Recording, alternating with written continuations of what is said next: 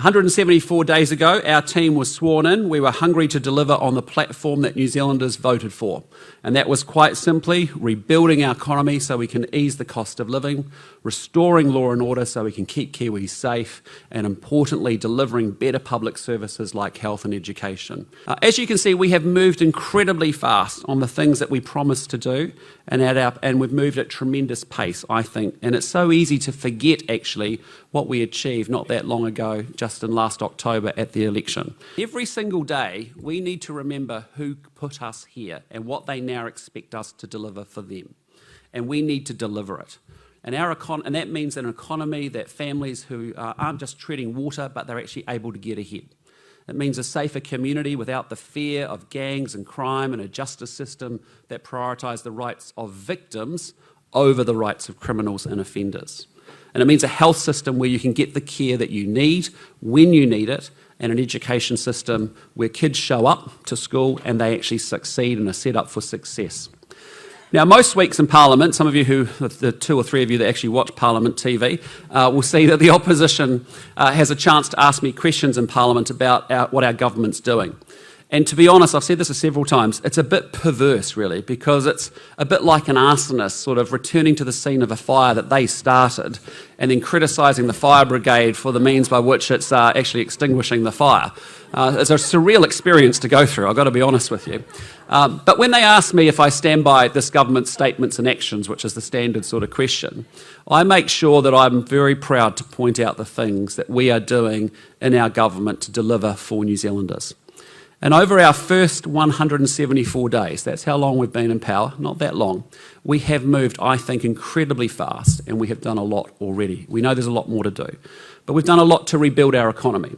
You know, we've cut the wasteful spending across the public service, and we've stopped the extravagant projects like, Auckland Light Rail and Let's Get Wellington Moving and Three Waters. We've passed legislation to restore interest deductibility to encourage housing supply and ease the costs being piled onto renters. We've cut the red tape in construction and ECE and resources and agriculture and infrastructure sectors to get the government out of the way of the people who actually create jobs and drive our economy. And then in order to restore law and order, we've abolished Labour's prisoner reduction target because we just fundamentally believe a drop in prisoners should happen because we have a drop in crime. It's a novel idea, but we think it makes sense. We've introduced legislation to crack down on gangs, which we expect to be passed by the end of this year. We're also delivering 500 new cops over 2 years, and our young offender military academies will be piloted in the next couple of months. And we're bringing back 3 strikes because we want the rights of victims, as I said, not criminals or offenders, to be at the heart of our justice system. And then to improve public services, we're ensuring investment is going into the front line instead of the back office bureaucracy to improve outcomes. We've banned the mobile phones in schools, and we've now made it a requirement. And I'll tell you, that banning the mobile phones has been brilliant, right? Talk to the principals. It's incredible.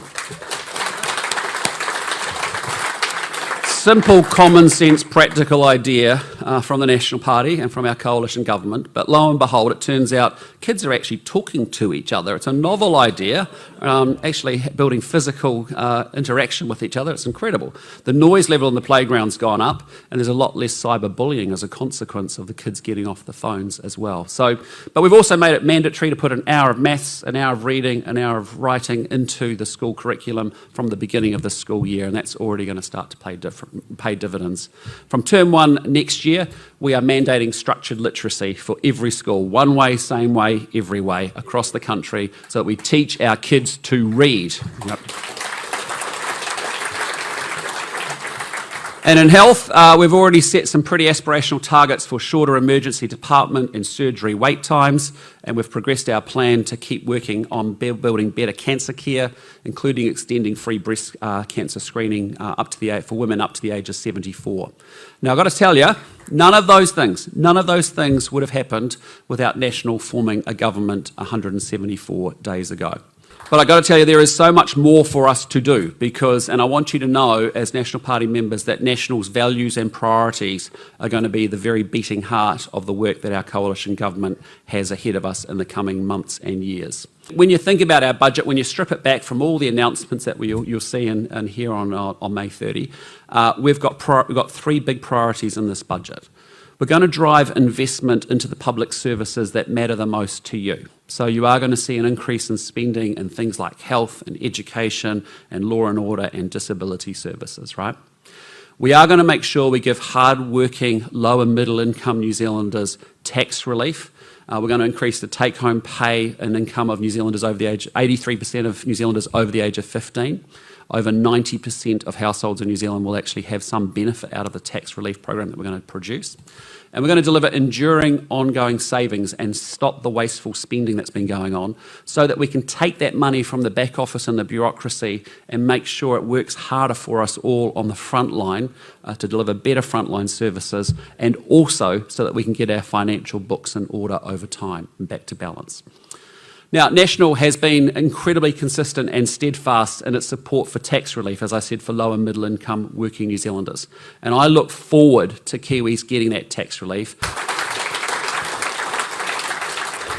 Now, alongside rebuilding the economy and restoring law and order, another priority of ours is actually delivering those better public services that we've talked about.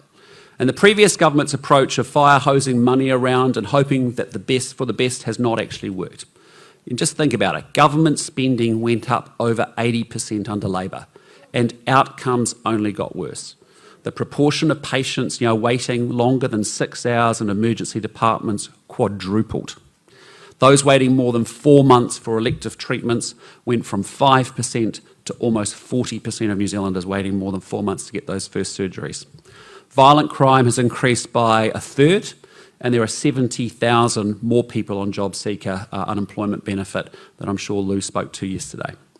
Now, looking at the outcomes, it's clear that Labor prioritised lots of strategies over surgeries. They prioritised lots of wasteful projects over wait times, and committees and consultants over crime in the curriculum. Well, I've got to tell you, we were not elected to simply manage the decline of New Zealand or maintain the status quo. We were elected to turn the country around, and that's why we make no apologies.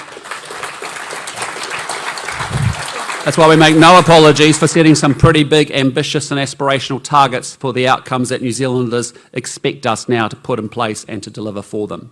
And so we've announced these 9 better public service targets, and that is to drive our approach across government and across the public service. And we want to see shorter stays in emergency departments. We want 95% of our people in and out of an emergency department within 6 hours.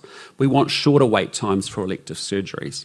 We want to see a substantial drop in the number of young people seriously offending, and we want 20,000 fewer victims of violent crime to make our streets so much safer. We want to see a 75% reduction in households in emergency housing. I know Tamapo Tāka's working incredibly hard on that, so that we don't wake up and hear that our kids are being raised in motels today. And we want 50,000 fewer people on the job seeker unemployment benefit so that people are living better, much more productive lives than being locked into welfare. And we want 80% of our Year 8 kids to be ready to go for high school and where they should be on reading, writing and maths. And we want a radical increase in student attendance because, frankly, we need our kids back at school and doing well in school because the future of our economy and our society relies exactly on that happening. So make no mistake, these are very big goals, but we are focused on outcomes and delivery and results, and we want the system to organise the resources and better use the resources to deliver those results. Every dollar that you pay through your taxes should work incredibly hard for you as well. So those targets are going to focus our public servants and our public service, as well as our ministers and our coalition government. And they're going to encourage a lot of innovation, new thinking, greater efficiency, more accountability as a result. And they'll focus our government, I think, on the outcomes that matter most to you as New Zealanders. And they're going to sharpen our concentration on growing our economy, because it's only when we go from a 2-cylinder to a 4-cylinder to a 6-cylinder economy that we can actually get more of the money that we need to afford the greater public services and the standard of public services that we want to deliver to New Zealanders. So in closing, I've got to say, Kiwis gave us a pretty big mandate last October to get on with a turnaround job. Okay? We're not here to manage the status quo. We do not care about the pundits and the commentators and what people say out there. We are focused on what we are here to do, which is to turn the country around, to rebuild the economy and deliver a better standard of living for them and their families.